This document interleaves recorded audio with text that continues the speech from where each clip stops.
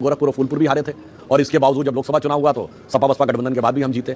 तो मुझे लगता है उत्तर प्रदेश में अब बदलाव आ चुका है, सोच में बदलाव है। आप देखिए इतना बड़ा बदलाव आया है केंद्र में मोदी जी और उत्तर प्रदेश में योगी जी की सरकार आने के बाद। हम लोगों के ज़माने में पूर्वी उत्तर प्रदेश किसके लिए जाना जाता था? वो याद है पुरानी फिल्म जो थी वो कंपनी, जिसमें वो कहता है कि कॉन्ट्रैक्ट किलर्स आ रहे हैं तो बंबई पुलिस कहती है हम पकड़ नहीं पा रहे हैं, तो दिखाया जाता है कि एक लड़का उतरा और उसको किसी ने कुछ पैसे और रिवॉल्वर दिया, चेहरा नहीं दिखाया जा रहा, गोली चली, उसके बाद वो एक बस और माइलस्टोन लगा आजमगढ़ 500 किलोमीटर। ये उत्तर प्रदेश की छवि। आज उसी पूर्वांचल में आप देखें कि गोरखपुर में फर्टिलाइजर की फैक्ट्री बन रही है, आजमगढ़ में यूनिवर्सिटी बन रही है, कुशीनगर में इंटरनेशनल एयरपोर्ट बन गया, महाकाल का कॉरिडोर बन गया, वहां पर एम्स बन गया, नया क्रिकेट स्टेडियम बन गया और अयोध्या में भव्य राम मंदिर बन गया, पूर्वांचल एक्सप्रेसवे बन गया। और पश्चिम में देखें तो जेवर में भारत का सबसे बड़ा एयरपोर्ट बन रहा है। आपके इसी नोएडा में दुनिया की सबसे बड़ी मोबाइल बनाने वाली फैक्ट्री, सैमसंग की दुनिया की सबसे बड़ी फैक्ट्री यहां के ऊपर बन रही है। तो इतना बड़ा बदलाव। और ऑन द लाइटर नोट में कहना चाहूंगा भाई, हम तो यूपी के रहने वाले हैं, आप लोग भी यहां रहते हैं। एक दौर था कि जब दिल्ली से गाजियाबाद की तरफ प्रवेश करो तो बिजनेसमैन कहता था मुझे यूपी नहीं जाना, इन्वेस्टर कहता था मुझे यूपी नहीं जाना, और अब माफिया कहता मुझे यूपी नहीं जाना। मुख्तार अंसारी पंजाब की जेल में बैठ के अदालत में वो लगाते हैं अर्जी कि मुझे यूपी नहीं जाना, मुझे पंजाब की जेल में रहना है। तो ये इतना बड़ा एक बदलाव आया। देखिए योगी जी की सरकार ने काम शुरू किया ना, अब ड्रोन से घर आइडेंटिफाई हो जाते हैं, किसके घर पे पत्थर रखा हुआ है। अब कैमरे जैसे हाई रेजोल्यूशन आते जा रहे हैं।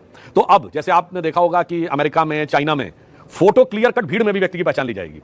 और अब जब फर्दर आर्टिफिशियल इंटेलिजेंस का जमाना आएगा, कंप्यूटर फर्दर एडवांस होंगे, तो जैसे नाम सर्च करते हैं आपको डिटेल मिल जाता, फोटो डालिएगा उस व्यक्ति का सारा डिटेल मिल जाएगा। तो आप किसी के लिए बचने का इतना चांस नहीं रहेगा कि हम कोई गैर कानूनी गतिविधि कर बच सकेंगे। और मैं अंत में एक और बात कहना चाहूंगा, देश की राजनीति में भी कम से कम इतनी परिपक्वता होनी चाहिए कि किसी भी गैर कानूनी चीज का समर्थन हमें अपने राजनीतिक लाभ हानि के लिए नहीं करना चाहिए। अब बताइए, जहां से बात शुरू की थी वहां पे समाप्त करते हैं। इस समय हमास और इजराइल का ये आतंकवादी हमला हुआ, हमास का, बेंजामिन नेतन्याहू के खिलाफ कितने प्रोटेस्ट चल रहे थे, महीनों से प्रोटेस्ट चल रहे थे।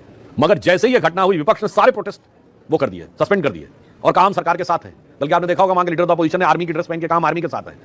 और अगर आप देखें तो इतना ही नहीं, उन्होंने इस सीमा तक जाके सरकार का सपोर्ट किया कि उन्होंने कहा कि सरकार जो डिसीजन लेगी हम उसके साथ खड़े होंगे। मगर अफसोस की बात यह कि हमारे यहां, और अगर आप देखें तो this is one of the biggest intelligence failure of the world. 9/11 के बाद की सबसे बड़ी एक विपक्ष का नेता बताइए जिसने कहा इंटेलिजेंस फेलियर है। हमारे यहां सर्जिकल स्ट्राइक और बालाकोट होने के बाद छाती पीटने लगते हैं, सबूत दो, ये करो वो। अभी बताइए, अमन जवाहिरी को पिछले साल अमेरिका ने मारा, 2 साल पहले। किसी अमेरिका वाले ने कहा कि हमें सबूत दिखाओ। ओसामा बिन लादेन को जब मारा, किसी अमेरिका के अपोजिशन लीडर ने कहा कि हमें सबूत दिखाओ। यहां पे जब वो सर्जिकल स्ट्राइक हो गई, बालाकोट हो गया, और इमरान खान ने as prime minister of Pakistan national assembly के फ्लोर पे कहा कि जो बालाकोट में इन्होंने किया उससे ज्यादा खौफनाक करने की कोशिश कर रहे हैं। मतलब उनके प्राइम मिनिस्टर का इकबारिया बयान हो गया। उसके बावजूद 3 मरे थे कि 30 मरे थे कि 300 मरे थे, बिल्डिंग गिरे थे कि पेड़ गिरे थे, कौवे मरे थे कि आदमी मरे थे। ये क्या है भाई? तो मुझे लगता है कि कम से कम इजराइल के विपक्ष से कुछ गैरत सीखनी चाहिए। अन्यथा कहीं ऐसा तो नहीं है, शब्द मैं कैविएट लगा के बोल रहा हूं, किसी का अपमान नहीं करना चाहता, अन्यथा ऐसा नहीं लगता कि हमारे यहां विपक्ष बेगैरत होता चला जा रहा है।